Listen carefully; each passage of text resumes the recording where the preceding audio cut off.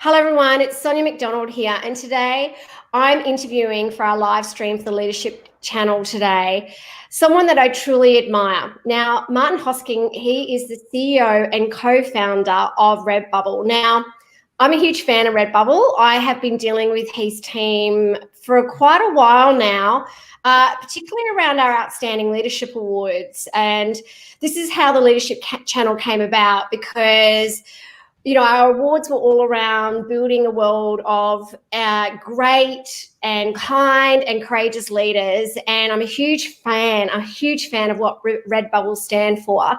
And also, I'm a mum of a teenage daughter, and she is obsessed with Redbubble. So I think every second day I turn up and there is a Redbubble package out the front of my front door with stickers and all T-shirts and all sorts of things from amazing artists from around the globe. And she shows me what she gets from Redbubble, and I just love what they do and what they stand for. So welcome today, Martin, to the Leadership Channel. Thank you very much. And how do I buy shares? Because my daughter's buying constantly from you. Well, we're listed on the Australian Stock Exchange, so it's pretty easy to buy shares in Redbubble at the moment. Yeah. Oh, good. No, I saw that. No, I was just having a bit of a laugh that every time I see one of your packages at my front door, I'm always saying to my daughter, I'm going to be buying shares. What you do is amazing. So tell me a little bit about your story for everybody that's watching here today. Like, how did you come to setting up this, or being the founder of this great organization? I started my career back in the recession from the early 1980s, and I applied I was very fortunate to get a job with Department of Foreign Affairs and Trade, and I served in Egypt and Syria in the Middle East during a pretty troubled time, although it seems always to be a pretty troubled time in that part of the world. I got back to Australia, and that I sort of mentioned that because it's pretty formative, those early, that first major job which you have, and having a sense of duty and purpose there was very important to me. I got back to Australia, and I did an MBA, and then I saw the internet coming along. And this was we're now talking about the mid-90s, and I realised that was going to change the world. My original degree had been in history, and I'd seen transformational movements in history, and when I saw the internet, I thought it would be like one of those phenomena, and so I wanted to be involved in the internet. So it was really from the mid-90s. With the company which went on to list on the NASDAQ, all of that original Web 1.0 phenomena. We can talk about that because that actually was foundational to how I thought about what we were doing with Redbubble now in the early 2000s. So in 2006, we set Redbubble up very much with the mission of serving artists. So it had a very clear purpose from very early on, and that has stayed with us. And so for me, that sense of purpose has been very important, and imbuing that through the company. It's a very quick skate over lots of my career, and happy to go diving deep into any of it if it's relevant. So how did you come up with the name? The name is challenging. Anybody who's doing a web company in any sort, now it's challenging. It was even challenging back then. We actually had to buy it. Because there were sort of the parameters where that it was, spellable. We could get the URL globally. We could get the trademark globally. That it had a .com at the end. So even then, in 2006, it was hard to get that. The actual name itself didn't mean a great deal. It's sort of been filled with meaning over the years.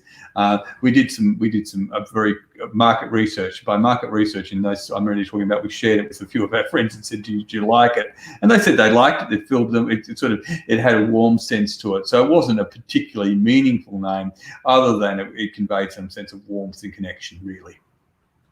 Yeah, I suppose because I'm a bit of a Red fan. So for me, like I was showing you my books before, red's kind of my colour. Yes, and someone's actually made a comment, the challenges of a digital company. So yeah, red definitely has that really warm, powerful. There's lots of heart. There's lots of different meanings for red. That's why I think the name's fantastic. I was always just wondering how you came up with such an unusual name for Redbubble. So tell me, so now how, with the company, what have you found, like what advice would you give people, like looking back on when you started Redbubble and, you know, starting a company, like that takes a lot of courage.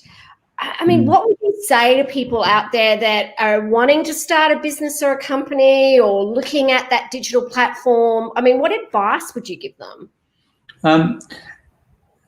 The advice which I would give to people is that you have to have a truly compelling reason, and the reason, and a reason which is beyond your own particular financial returns or what you're seeking. And the reason for that is that any company is very, very difficult. There's you know, it's a relatively small proportion of companies which succeed. In the world of internet companies, there's been quite a bit of research, but it's in the order of 5% of companies which are started will actually succeed. So you've got a pretty high failure rate. And I think what differentiates those companies which succeed is that they have a very strong sense of purpose, which the founder identifies with and is able to imbue it for the company. And the reason why that is important is because it actually gives you the direction which the company can go in and make decisions relatively quickly. But even more importantly, it gives you the resilience, endurance to actually continue with the journey. Now, I've talked to a lot of founders over the years, and this tends to be the most common trait: is that they have a sense of a higher order purpose, and they're able to get people to buy into that.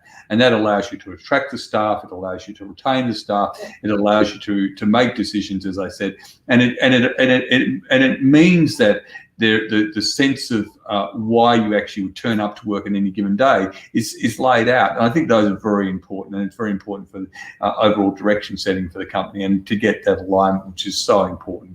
Very, very few companies, and a tiny fraction succeed overnight. Almost every company which you think may have succeeded overnight has gone through very tough times, whether it be Atlassian or whatever company Kate Morris from Adore Beauty may be familiar to your company. They all have gone through tough times, and they succeed because of that resilience and the direction which comes from an authentic purpose. So how do you think I mean, I follow Kate Morris, and I love, you know, and I love what she's doing with Adore Beauty and the guys at Atlassian. I loved watching one of the Mike's TED Talk, who's the, you know, co-founder and CEO of Atlassian, when he talked about the imposter syndrome, and, you know, and which we all have this sense of, we've started these companies and we're growing them, and it's that resilience to keep moving forward, which I think even during these times we're needing to have so much more resilience because this is so unexpected. But I mean, how did you keep moving forward? I mean, do you believe that resilience is learnt, or do you just have it innately in you? I mean, how did you keep that resilience to keep moving forward and growing the company? Well, I think it is something which it's a little bit innate. I think that it is something which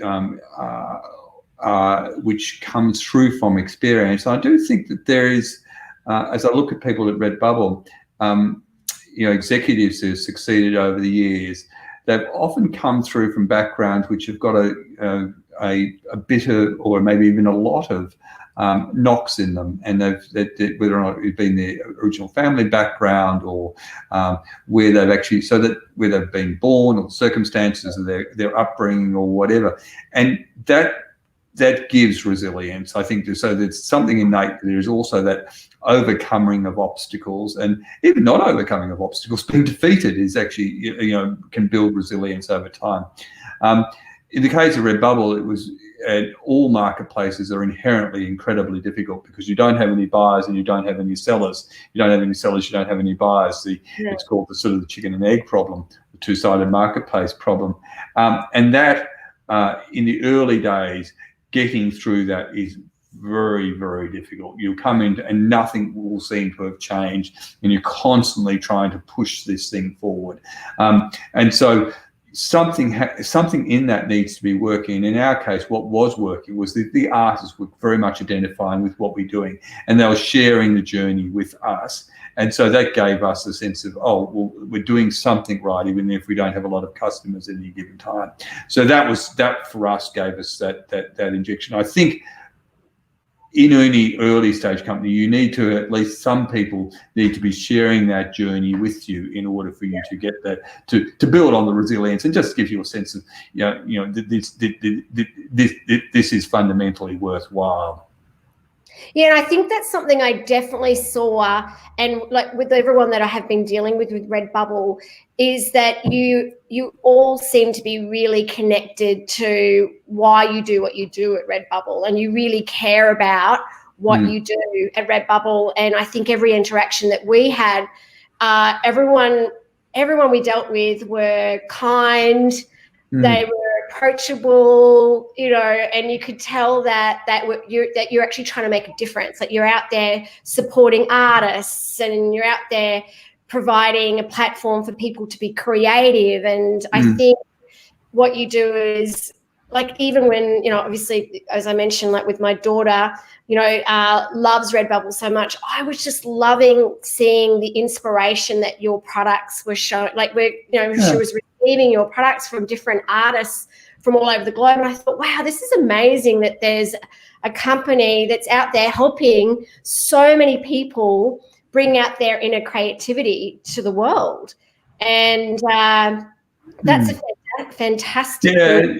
And I think that when what you do touch on something which is fundamentally important, one of the distinguishing characteristics of human beings has been that, art creates meaning in our lives. That dates right back to the cave paintings and Lacroix, through Indigenous art here in Australia.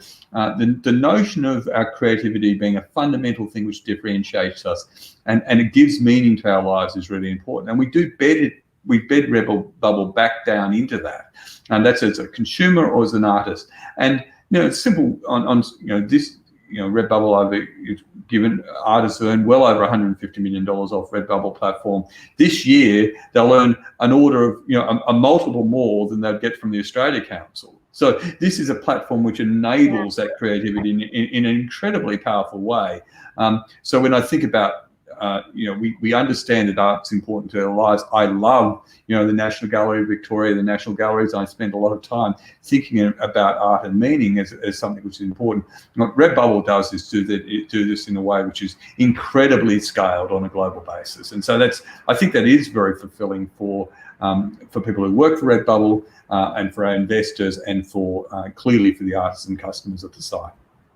Which I think is really prevalent even at the moment during this time, where people can express, again, through meaning and creativity, some of the things they might be even facing during these unprecedented times, through using creativity as an avenue to express emotions and express meaning. I mean, how are you all navigating? I mean, I know this has been such a challenging time for everyone, and one of the reasons why I wanted to talk to leaders like yourself is people listening to this, they're wanting that inspiration, but they're also wanting the insights in terms of how other businesses and leaders are actually navigating some of these challenges. I mean, what have you done at Redbubble to navigate what's going on around the globe?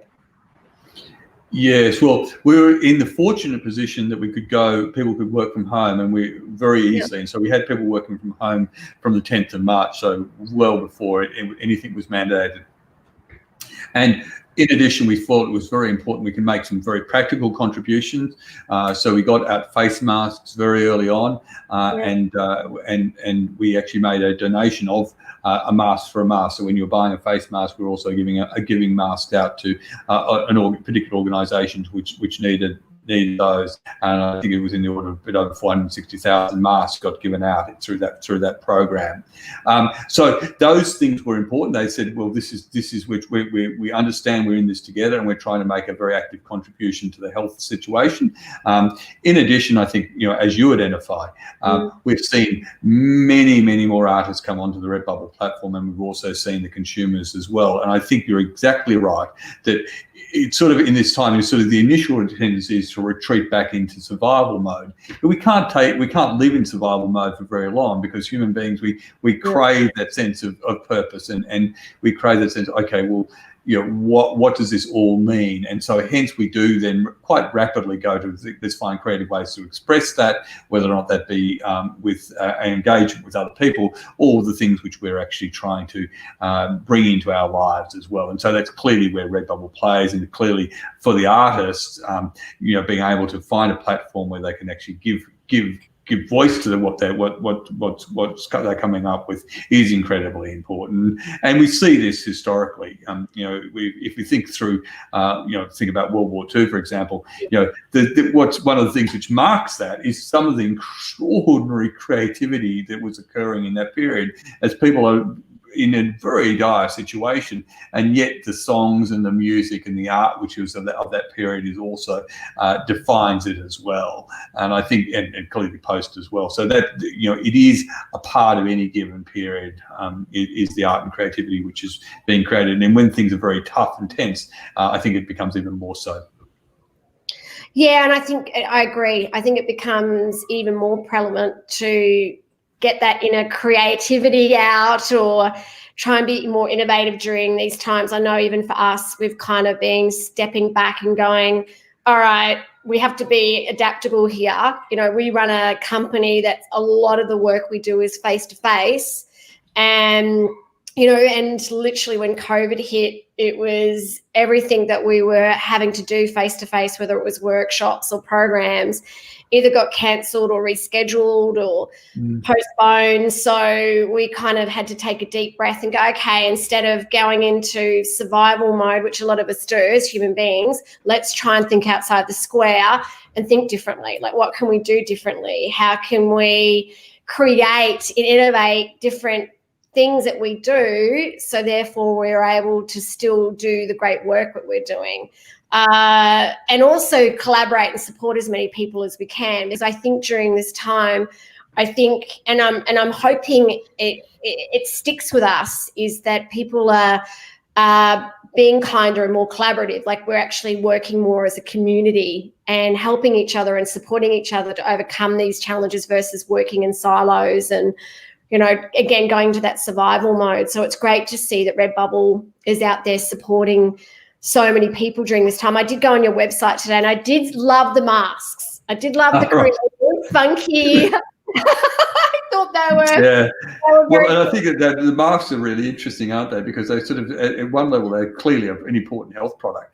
But we like, when we're wearing things, and the things which we put, particularly on our faces, you want something which says something about who you are. And so that's really where the masks have come into their own, because as we've discovered with it, sort of anything, you have the raw basic nutrition, but then it's actually all the flavors which actually make life interesting and worthwhile, and that's what we're adding into the equation. We could all be going around wearing medical masks that is achieving the same purpose, except for they're much less expressive of who we are, and so they're much less attractive for us as human beings. Yeah. Well, I'm definitely going to be going on your site today to pick up some wonderful masks, because actually I'm up in Brisbane, and right. Yeah, Brisbane's a little bit different to Melbourne. I used to live in Melbourne, so I absolutely, my heart breaks for anyone in Victoria. But yeah, they're starting even up here in Brisbane. Some of the, like, Bunnings and Woolworths, are asking for us to start to wear masks. So yeah. Well, those people outside of Melbourne, I would reiterate the encouragement of people wearing masks. I think it's actually it's really the benefit which you have for other people, and it's interesting. It's been a common part of Asian culture for a very long time, and to your point, it shows that sharing and caring aspect of it. If you've got a cold, going out into the world without a mask is actually not showing your compassion. So I'm very supportive of masks as a general change, and if that's a change for the long term, I think it's a good idea.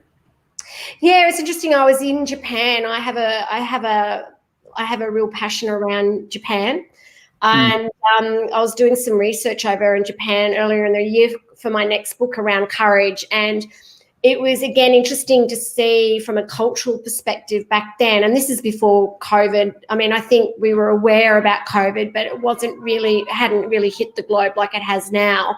But even in Japan, again, culturally, they wear masks if they do have a cold or they're not well, again, out of respect for protecting people around them. So, I agree that we should be wearing masks. So get onto Redbubble if you want to funky mask. Yeah. So tell me, in terms of your leadership and being the best CEO that you can be for Redbubble and being the best version of yourself, I mean, what do you do in terms of self-development or anything to help keep your own inner growth and development happening? And what advice would you give for other CEOs or future co-founders or founders or CEOs? What advice would you give to them around learning leadership or developing as a leader? Yeah. That's a very big question, I think, but I'm going to go somewhere with it. I think that for me, probably the place which has been, the thing which has been most important is almost 20 years ago, I developed a very serious meditation practice. And so I meditate every day, but I also go on retreats, normally a week a year or sometimes more. And what that does is it takes you back to settling into a steadier place, a more authentic place where you're less reactive to the immediate things which are going on. And the value of leadership in my mind is moving beyond reactivity to a deep place of values, where your decision making is sound based upon longer term fundamentals. And a meditation practice or a serious practice like that is very good for finding that deeper place for decision making.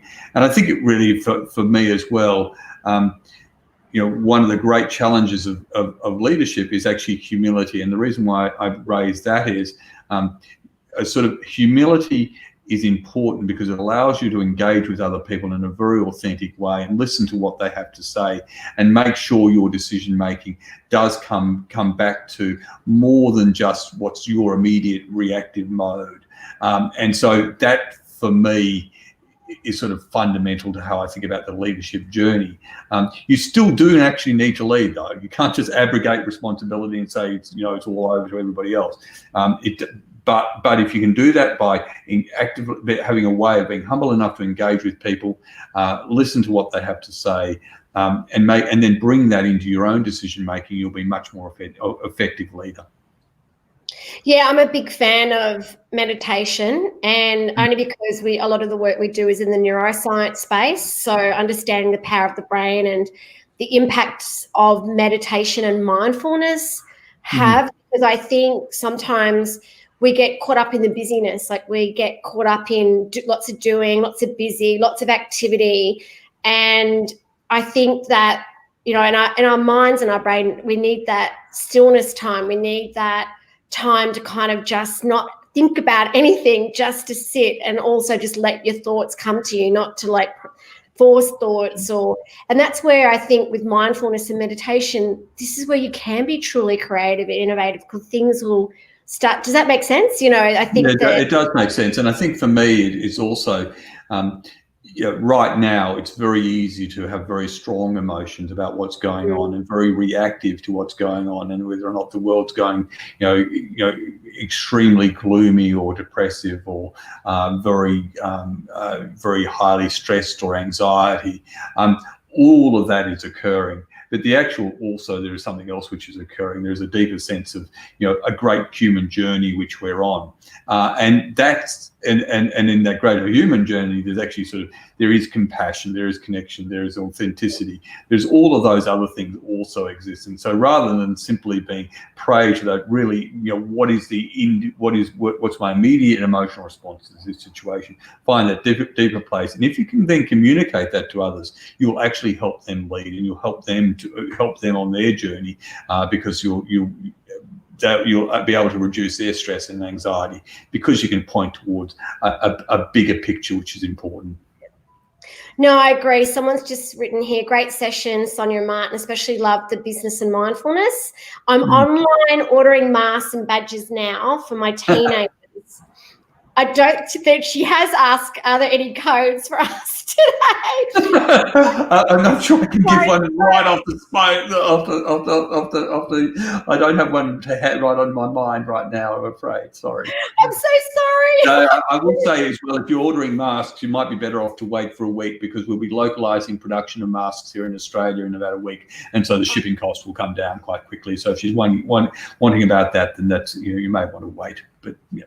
Okay, good point there. Thank you. All right, everybody that's listening, but still make sure you get on Redbubble either today or next week, how urgently you need the mask. But that's right. Brilliant. The other thing you mentioned, and I talk about level 5 leadership a lot around the importance of humility, but also that willpower, is the fact that humility, I think, is so key in leadership today. I think that being humble, and I'm a great believer that leadership isn't a role or title, it's an attitude and it's a choice. And, sometimes we can let the titles or the egos overwhelm us. But at the end of the day, having that humility that, we're all, especially when you've got a company and you're the CEO of a company, you're all there together, working together for a common purpose. And I think that's something that definitely, again, comes, I'm a great believer that leadership at all levels, but I saw at Redbubble that humility. I saw that kindness, that humility at all levels, which I think really is part of what you stand for, which is you should be really proud of that as a company. And I think, that's right, Sonia. And I think the thing which becomes most important that the leader holds on to is that purpose, because as you, and this is particularly for talking about for companies, you will have a lot of stakeholders over the years who want you to do something different, whether or not that be investors, whether or not that be specific certain employees for whatever reason. And advisors, of course. And while you're listening to them, the one thing which you can't give up is that purpose. And so listen respectfully, but then you always say, how does that relate to the purpose of our company? How does that relate to the thing which is most important that we are doing? And your job is to make those connections and to hold to that purpose. You're talking about willpower. It's not to get dragged of that. And when you talk about some of the leaders in level 5 leadership, you can think of anybody, Mahatma Gandhi, Nelson Mandela. They hold that sense of purpose, but they hold that with an openness, with a compassion, with a gratefulness and an engagement with other people as well. But they don't lose it in that engagement either. I think that's so true. And I think now we're needing leaders and leadership more like that, more than ever before. And I think what I'm seeing in terms of leadership is it's the leaders that are about that connection, about that gratitude, about that humility, about that kindness, are the ones that are really standing out at the moment, that are really committed to, helping their people navigate through this time as well. And I think that's really important that you're focusing on that too, Martin, and well done on doing that. Yeah, compassion is one of our 5 values. We've got the 5 C's, and compassion is the 5th of it. And I think it's actually one of the most difficult values for people to understand, because it really is taking into account the best interests of all those people you're engaging with. And that's often not obvious. So compassion does need to be, they'll talk about this, it needs to have wisdom in order for it to be effective. So you have compassion and wisdom are they talk about the 2 birds of the wing, 2 wings of the bird in order for it to fly. That's very true. Someone's just said they're going to be making some purposeful purchases today. So that's really good. So before we've been live for 30 minutes now, so I don't want to take up too much more of your time, because it's just been such an honor talking with you today. I really appreciate your time, and I really love what you stand for. Is there any other insights or advice you would love to give anyone that's listening today, or any insights around, who you are and what advice you would give them, or what you would even say to your younger self? Yes, I think perhaps you focused in on it, Sonia. I think that it is about mindfulness and it is about presence. I think, and for my mind, that is really, particularly now with all of the uncertainty, with all of the chaos which seems to be going on, find the moments and the time where you're actually genuinely present for something, someone, and that can be relatively small, but it's rediscovering that wonder, which can still be in all the joy. Saturn and Venus were next to the moon last night. That's a moment where you're just sort of settling into it. You just think of the awe of this incredible gift which we've been given, the great, fragile, precious gift of life.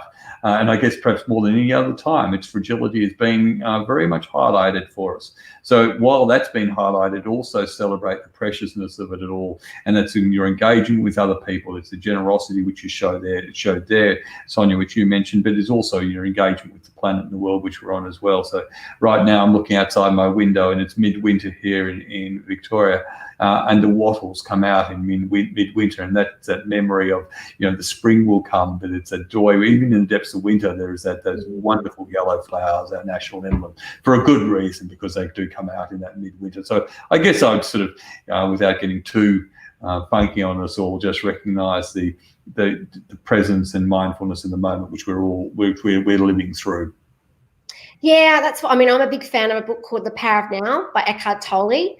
And sometimes we do forget that. I think we get so caught up in the past, or we get so caught up in what we have to achieve tomorrow, what we have, like the future. We forget in the here and now that we are healthy, or whatever's going, like to sit and look at the trees, or when you go for a walk, smell, what's in the air, or appreciate what's happening. Yes. And also, I think even I'm a big fan of presence, being present. Is being present when you're actually with someone. There's a really great TED Talk. I don't know if you've seen it, around the research they've done around what makes people live longer. And all the things that they came out in terms of this research is social connection, being present. So when, like we are now, or when we're buying coffee, you're actually there acknowledging the person. You're actually saying thank you. You're getting to connect with that person, whether it's someone at Coles or Bunnings, or you're buying your coffee from someone. You're actually grateful for that person being part of your life at that. Does that make sense? It's that social. Absolutely. No, I think that is it. That is just being, and in that your anxiety, your stress, your tension, all of those worries can disappear, because you're actually in this moment where you are. And I agree. If readers want a book to read, I think Eckhart Tolle is a very good place to start. He is. I wake up every day. I don't know, maybe it's because as when you get older, I get so excited, like even with all the challenges, like, and I'm not saying it's rainbows, I own 2 companies and I'm running, we've definitely had our challenges, but I wake up and I focus on what I am grateful for, and I focus on what I can control. And I focus on the fact I'm so grateful that I get to do my, I don't know, I call it my work, but it's more my passion around building great leaders. And I get to do that. I mean, that's, you've got to be grateful for the little things, and be grateful that you've got family and friends and love. And I think sometimes we can get caught up in success but the thing is, at the end of the day, success is being significant. Success is being making a difference. That's the little things that we can do. So it's great just to connect with you today and to see the difference that you're making and Redbubble's making with the globe as well. So it was just such an honour talking with you today. Oh, fantastic. Just a great conversation. Thank you very much. I enjoyed it very much indeed. It was good fun. Everybody's writing some really, really lovely comments here. So really love these words. I've been disconnected and missed my industry, trying to stay present. So people are really writing some great comments here around our discussions around humility and being present. And I think these are really keys for everyone today. Whether it doesn't matter if you're a CEO or co-founder, leadership's everywhere. Leadership's not a role or title, it's a choice. So thank you so much. And I'll send you a copy of our book, and I'll definitely be in touch with you and Redbubble in a few months about our leadership awards next year, because we'd love you guys involved, because they're all about showcasing and celebrating kind and courageous and inclusive leaders and leadership. And that's what you actually are all about. So I'd love to see you guys involved. So thank you. It sounds wonderful. Thank you very much indeed. Oh, thank you. You were so wonderful to talk to. You take care. Rightio. Bye for now. Stay safe. Bye. Oh, well. Bye.